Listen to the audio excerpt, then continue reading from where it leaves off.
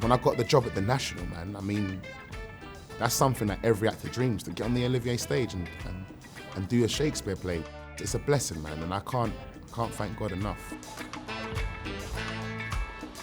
So I'm playing the doctor in Macbeth, who is called in to have a look at Lady Macbeth because she's sleepwalking and saying things. I'm brought in to see if I can medicate her or help her in some way. And then quite quickly, the doctor realizes that this is a spiritual thing. He can't actually do anything for her.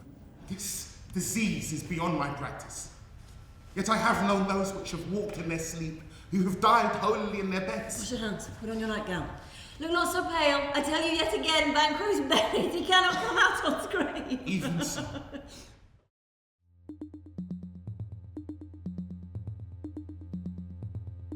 I lived in Vauxhall, which is kind of near Kennerton, Brixton, the whole Lambeth area.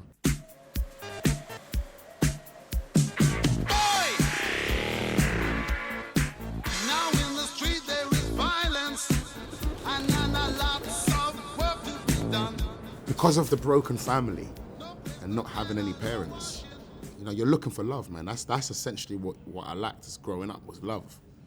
So I started looking for that in like friends and like on the estate or like at school. I'd kind of started hanging out with the people who kind of came from similar backgrounds to me. Yeah, and then I started started off stealing, and then from stealing it went to robbing. I was very aware that what I was doing wasn't right, but I felt like I had a right to do that because I didn't have any guidance. And then before I knew it, I was selling heroin and crack. Yeah.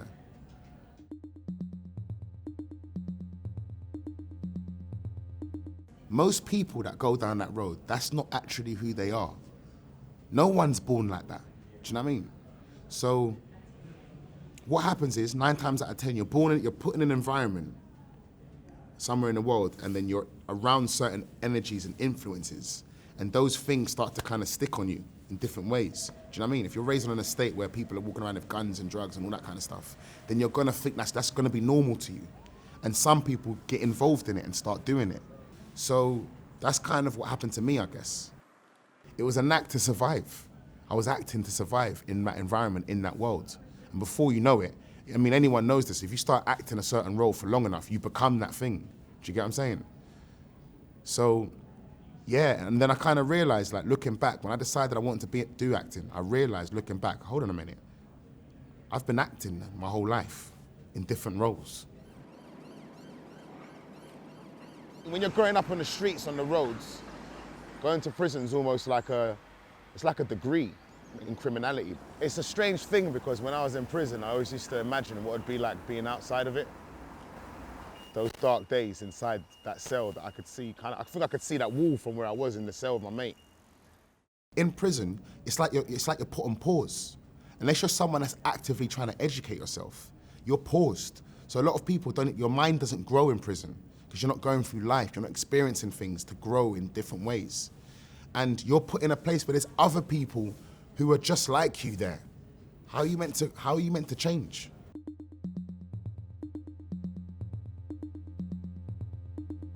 This prison officer suggested to me about the Clink. And I didn't really know what it was, and he said it's a restaurant inside a prison. And I thought, that is perfect. So I worked at the Clink for a bit, and they got me a job at Rada, working on their bar. And then that's how I got that job, while I was still in prison.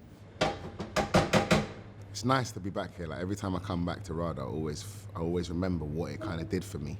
First time in my life where I've been in an institution and not felt judged, having been to prison a few times. This prison officer brought me here, and we sat on the same table in the same spot, and we had an interview. But I remember asking her, has anyone ever worked here and got in as a student? And she said no.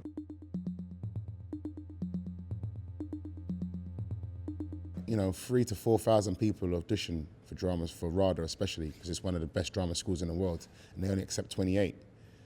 And I remember the first round audition at Rada, actually. So I did Julius Caesar, Cassius from Julius Caesar, first. And I remember the lady in there, like, I felt like she wanted me to do well. I could just sense it. And she was like, I didn't really buy that. She was like, have you got anything else? I was like, I've got Henry V, St. Crispin's Day, which is a motivational speech.